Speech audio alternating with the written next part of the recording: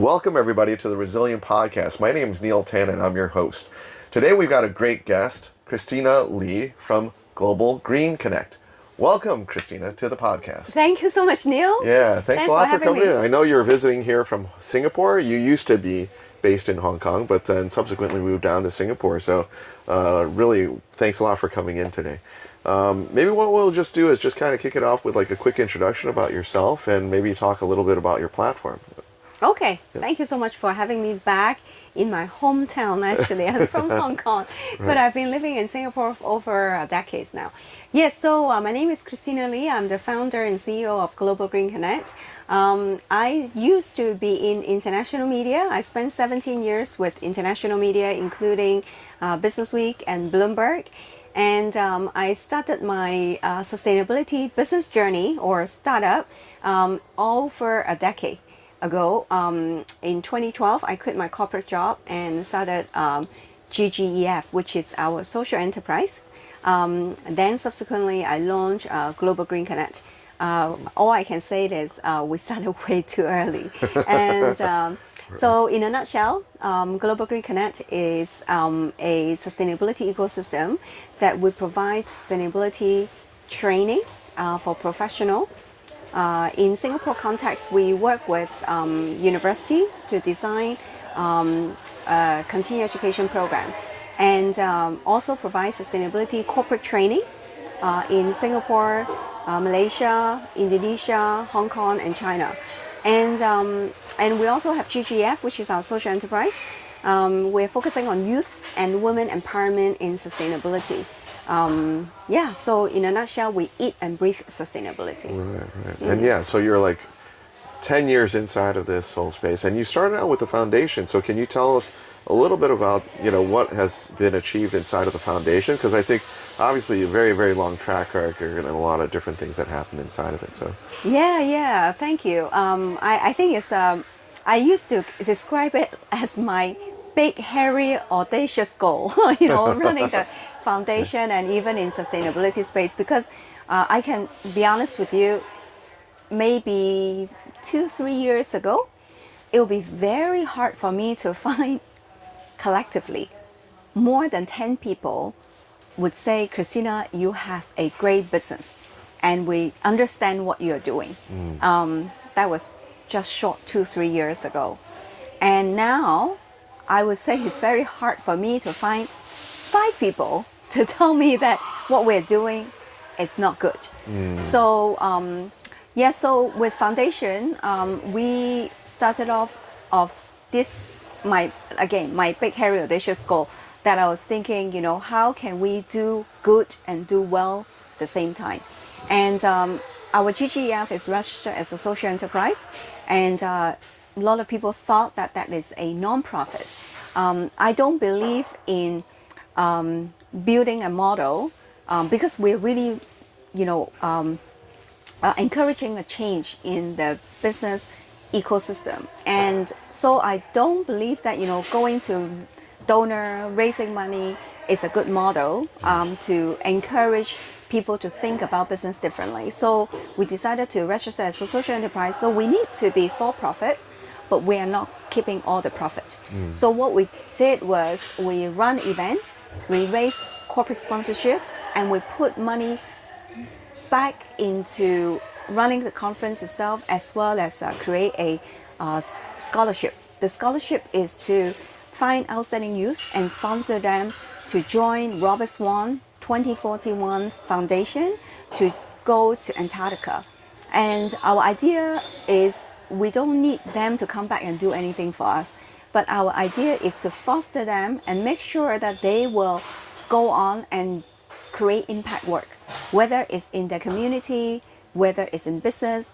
And we have really good track record, or I would say successful case study that the people we sponsor now, they're heading, either impact fund, or one of them is head of sustainability for one of the big four accounting firm, running their sustainability team. So we feel that, how can you measure the impact of this kind of program? Because when they go out to sit in boardroom or when they make financial decision based on sustainability or ESG as a framework, they are really changing people's life and changing the business paradigm. So I think this is really our goal to say, how can we do good and do well at the same time. Right, Yeah. right. Very interesting. Yeah, I mean, you basically had people that are sort of early stage inside of sustainability contributing in that context, and then subsequently coming into leadership roles inside of consulting firms and industry and so forth. What's the difference between the foundation and the Global Green Connect then? GGEF is really our social enterprise. As I mentioned before, we need to come up with a sustainable financial model. Unfortunately, until now, we don't really have a full dedicated team to run it. So my team is actually the same team from Global Green Connect. So all my staff, when they join Global Green Connect, I have to forewarn them. You have to be very passionate about the cause of sustainability, because we do have a lot of pro bono work for you to do. You can consider, for any normal company like a CSR service, but I'm very grateful. All my team members, they're very supportive with our GGEF work. And Global Green Connect is a for-profit entity, so we provide sustainability consulting as well as training that I mentioned earlier. For consulting, our focus is SME. We try to help SME to transform into low carbon economy, especially in Singapore context, that government provides subsidies for a lot of these SMEs companies to transform. So we are going in to help them. And also for training, that we are helping professionals as well as companies to upskill or reskill their workforce, so that we all can moving into building sustainable business. Yeah.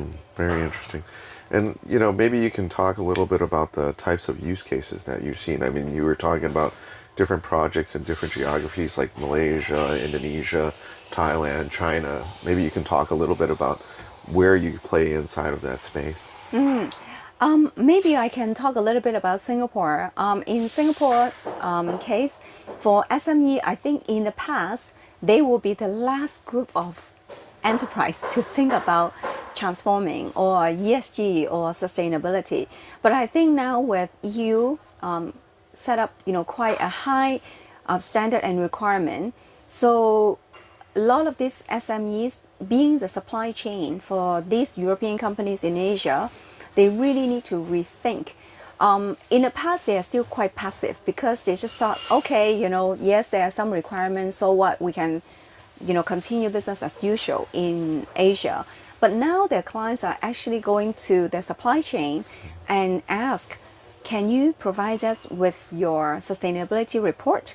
Because we really want to know your ESG performance. I think particularly for carbon emissions, the GHG emission, the greenhouse gas emission, because for all listed companies, that when they disclose their ESG performance, particularly for the E, everyone is looking at their carbon emission. And their GHG emission, there are scope 1, scope 2, and scope 3. So the first two are direct and indirect, which they can control themselves, and that represents roughly 10 to 20%. And the big chunks come from scope 3. Scope 3, that means is indirect. And indirect mostly comes from their supply chain. And that represents such a big percentage. So it's out of their control. Right. So they really need their supply chain to reduce. So that boils down to the supply chain. A lot of them are in Asia. So now the SMEs in Singapore context, they are facing pressure from their client, because they said, if you want to bid for the project, you have to show me your current GHG emissions. I need to know the data. Then you got to tell me, how are you going to reduce it? What is your blueprint, for reducing it going forward? Right. Then provide me with this sustainability reporting that I can understand. Obviously, it's within the framework that companies, good for listed companies. So they all they look for help. So that's when we come in, and Singapore government has put aside, a good chunk of subsidies to help these SMEs to transition into a low carbon economy. I think essentially it's not only good for business, but I think it's also really good for environment. Yeah. Right. So you're basically helping a lot of these SMEs to kind of utilize that sort of technology and also database and all the information inside of the supply chain to facilitate that reporting schedule. Yeah, absolutely. And also, one thing about sustainability, we strongly believe in collaboration.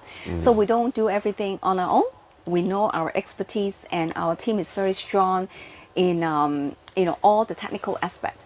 But we don't build all the technical platform ourselves. So we like to work with our trusted partner, to provide technology support, because we believe that technology can really reduce time and can enable the efficiency for some of these companies. And maybe at the beginning they need us to handhold them, but along the way technology platform can really help them to save cost and time as well. Right. Yeah.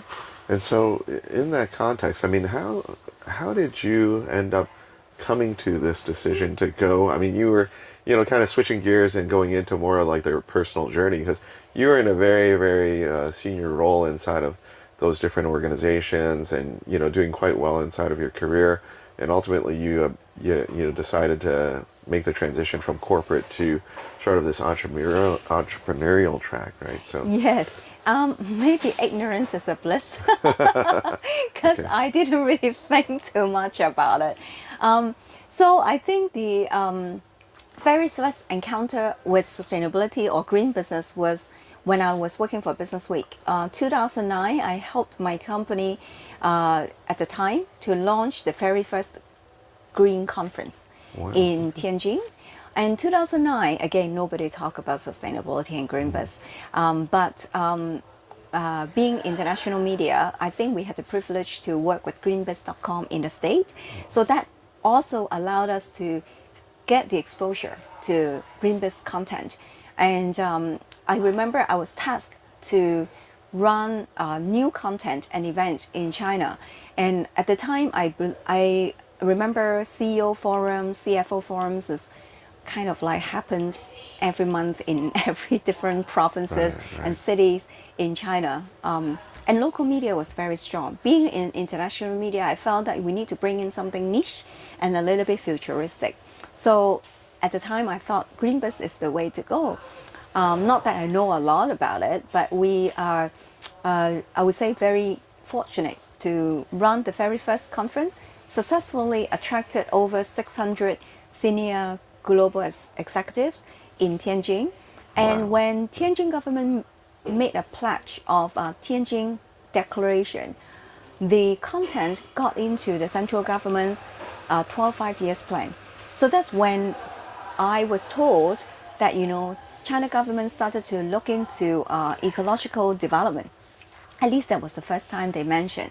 So I felt, wow, it is, running an event when you bring business leaders and thought leaders and policymakers together, you can really make change. And of course, throughout the conference, I also discovered a lot of problems that we never discussed or mentioned before. I mean, of course, inevitably is the environmental challenges that we are facing today. But that was like 15 years ago. It's a long time, right? It's a long time. So I felt that, I just had these visions. It's almost like looking into the future. You don't have to be an environmental scientist. You just need to use a little bit common sense, and you can almost foresee that we are not really, if we continue to consume and operate as status quo, we're heading into big trouble. So coming from business, I'm not, a financier. So I just having this, again, very naive thinking. We need to inspire current business leaders to make change, and also foster future leaders to look into change. Because I always I'm young, but I'm not that young. But I always have this. When I work with younger people, I always see that there's a hope, because they are so good of making change. So I feel that it's very hard to change older people and senior people, I must say. So while we cannot lose hope of the existing leaders, but we also need to invest in future leaders. So that was my very simple, naive thought to get me quit my job. Wow. And thought, okay, I'm going out and I want to do something. And I think in my heart, I always love to help other people. When I see, the other people succeed, it really makes me happy. It could be just as simple as helping someone to land on a job. So I thought, maybe that kind of I don't know, that kind of spirit or characteristic I will have more room to play, when I'm running my own business, that, I'm not, I need to be financially rewarded focused, but also I can use my financial focus, or maybe come up with a profitability out of solving problems. So I think that is my initial naive thinking, and also didn't know how hard it is to become an entrepreneur. Right. Yeah. I mean, what you initially set out to do is, I guess the foundation was the initial sort of starting point, and then subsequently you moved into more of the Green Connect space, right? So you did a few different pivots. What did you learn from those different pivots? I think it's timing. Right. I think it's really the timing. It makes all the difference. And of course, I always share with a lot of startup founders, or even B school, if they look at entrepreneurship learning. And I said, you know what? You can be so passionate about something, and you want to, and then you go out. But without a purpose, your passion will slowly die off. So I think, before you want to start something, you really need to believe in it. You need to have the passion. But I think more importantly is the purpose really help you to persevere during, a very tough entrepreneur's journey. Yeah. So it's really the combination of passion and purpose that really carries you forward through the years, or, to kind of get to the point where you're at right now. Yes, right? yes. And then, so you were talking a little bit about it before we started off, is like, what is the life cycle of people and also their concepts and their businesses in this startup area? You were talking a little bit about that. Maybe you can share. Yeah. I remember when I started a business, one of my family friend who is a very successful businessman, I think that was in my year 3 or 4. He told me, he said, Christina, do you know how many successful company out of 100 startup? Right. And he said to me, that's only one out of 100, could become a great company. And he said, I'm running one. Maybe you should join me and forget about your own business. That was not very encouraging. Right. Although he tried to, get me into a business that offered me a very attractive paycheck, while I was still struggling. But I think statistics shows that most of the startup 90% would die in the first 2 years.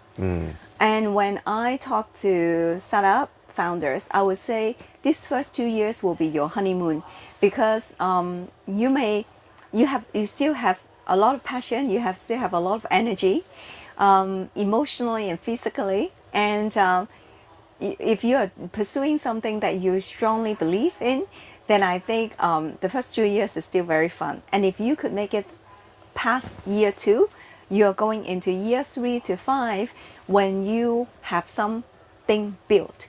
And I always say, actually, year 3 to year 5 will be very challenging, because you'll be in the crossroad where you feel that you have built something, but when you look at your own bank account, it might not match up to what the paycheck from corporate that you used to make. Sure. Then you ask yourself, I believe I will get somewhere, but my bank account tells me otherwise. Should I quit now or should I continue? And I would say year 3 to 5 could be quite emotionally draining, for a lot of founders. So I would say, and then statistics also show that 80% will fail between year 3 to 5. So when you look at that statistic, let's say 100 companies start out, first year only got 10 left, and then year 3 to 5 only got 2 left, right? So starting business is really not easy. And then if you want to go beyond and build something sustainable, especially in current environment, I think my advice to anybody, even big company, I would say change is the constant. Yes. So changing frequently, like how many business model changes have you guys gone through? I mean, Oh, constantly. I think the first 2-3 years taught me, because I was so wired to run business for corporate for 17 years. So I had a framework, almost like American corporate framework in my mind that when I came out to become an entrepreneur, the first 2 years, I felt that I constantly make mistakes. So all the entrepreneur success that I had with corporate threw out of the window. And the first 2 years, I failed and failed and failed because and then I finally realized that I had to relearn and unlearn and relearn to become an entrepreneur. And when you are out and about to do a startup, it's a complete different ballgame. And it's not about P&L. When we are working for corporate, it's all about P&L. But when you're running your own business, it's all about cash flow. And nobody told me that. So I would say the first 2-3 years, I made mistake, but also pushed me to learn quickly. So now I lost count. I don't know, I think maybe from year 3, I found that myself constantly changing and evolving our business model until now. And even now, I can be honest, I'm not going to say this is the model success formula. I think the success formula is we will continue to examine the market and evolve ourselves based on the market needs. right. Yeah.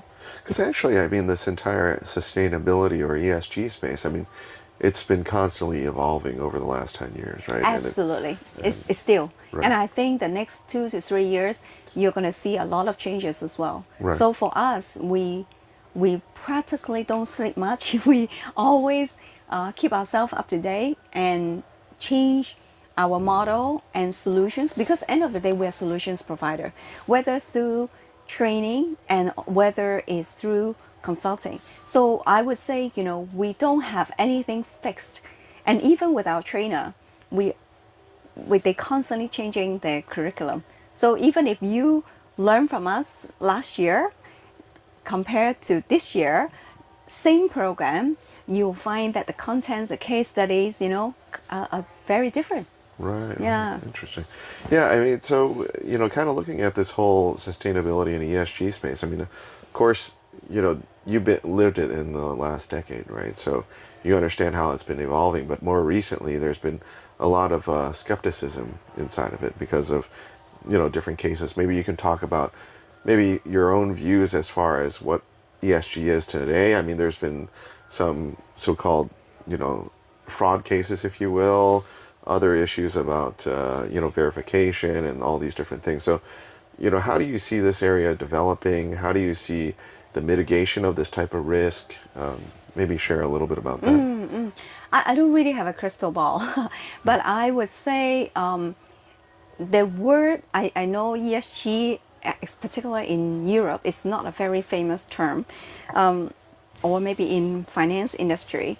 I would say when I joined the industry, there's no such term called ESG. Right. I think ESG is very much catered for the financiers, investors. Is it perfect? It's not. But is it a good framework? I think it's a good framework to start.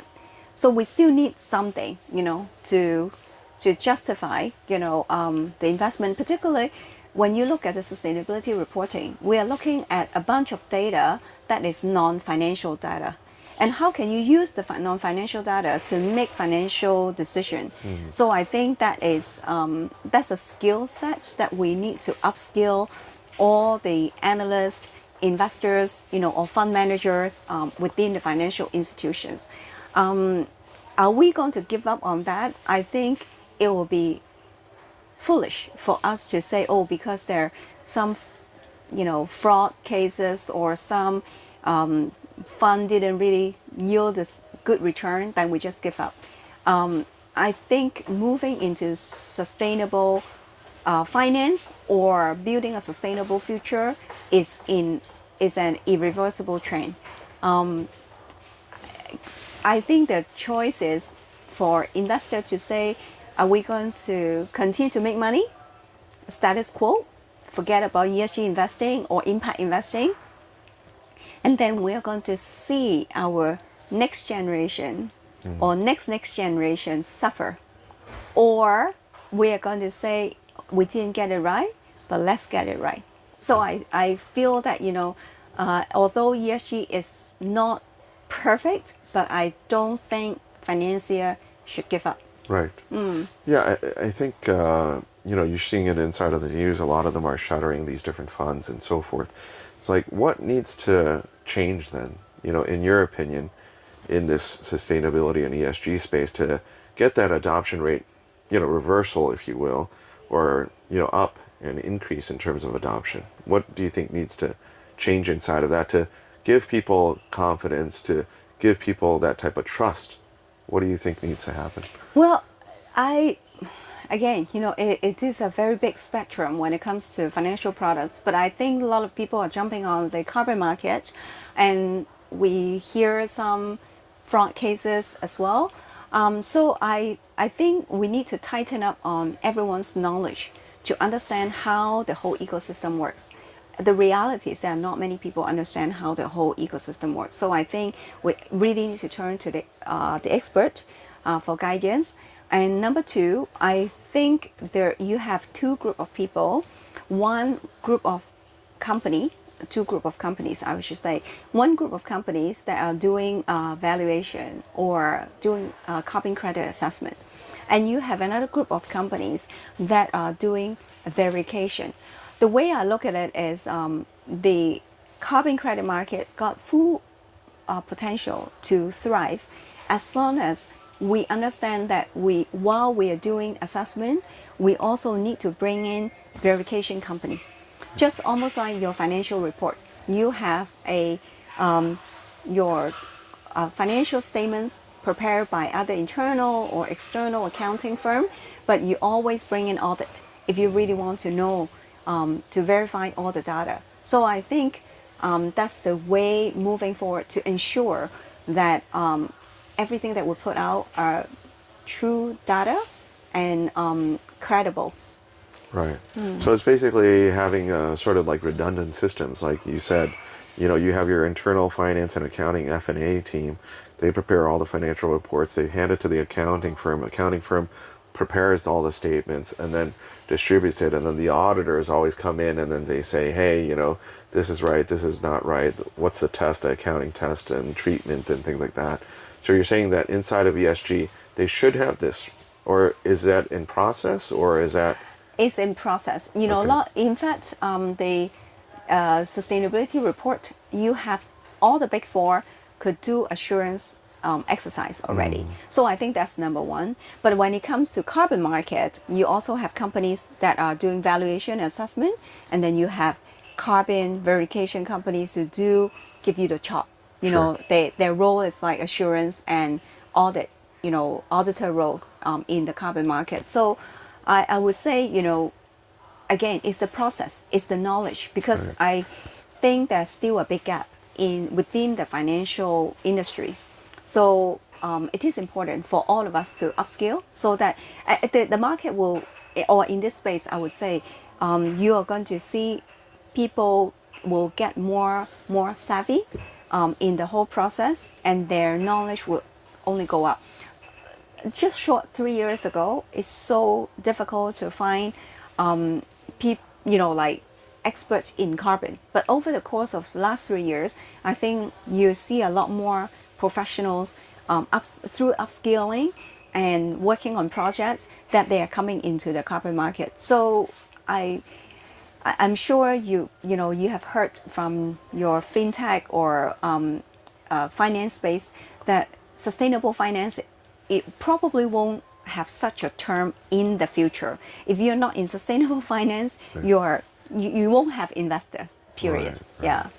Yeah, I mean, you've got to build up the community and bring in that ecosystem, get the trust and the confidence back up, and then you'll have a lot more liquidity or a lot more investors inside of the space. What's the, final question is, next 3 to 5 years, what's the view for sustainability? What are the key trends that we should be tracking, going forward, and where do you see it developing? Again, I don't really have a crystal ball, but I would say sustainability will become a norm. At least I hope it will become a norm in through sustainable finance, and also in all aspects of business. I think you're going to have more professional and young people going into the workforce, that they will be pushing their sustainability agenda. Whether it's in building sector or even manufacturing life cycle, or going into reporting and finance, I think we're going to slowly see a lot more players coming into the field. Right, Yeah. right. Any other, what other applications that you see it coming into play? Oh, you're in the tech space. Maybe I should talk a little bit about Yeah, there you technology, go. right? Yes, in the past 2 years, we see a lot of players trying to use AI Yep. and Web3, That's right. to going into the sustainability space. And I think it is really good. Whether it's going to utilize technology for monitoring carbon, measuring carbon, trading carbon, or maybe using it, into crypto or blockchain. I see, there are a lot of players coming into the space. The only thing that I feel there's a gap is people who has technology that they might not understand the sustainability space well enough. So the application or technology that they have, they may not be a right application to bring into the field. So I feel that if people who really understand the subject matters can work with technology provider, that will bring breakthrough into the system. Like you said earlier, even with carbon, if we can have blockchain to, I don't know, to what is the word, that to capture Right. and Manage. manage the whole process. Yes. I think that will give more reassurance, to The transparency the and so. transparency, that will give more reassurance to the investors as Sure, well. sure. Yeah. Great. Good stuff. Thank you so much for coming in. I No, know you're thank just you so visiting much. from Singapore, so Yes. really Thank you so appreciate it. much. So thank you. Thank you. Good seeing you.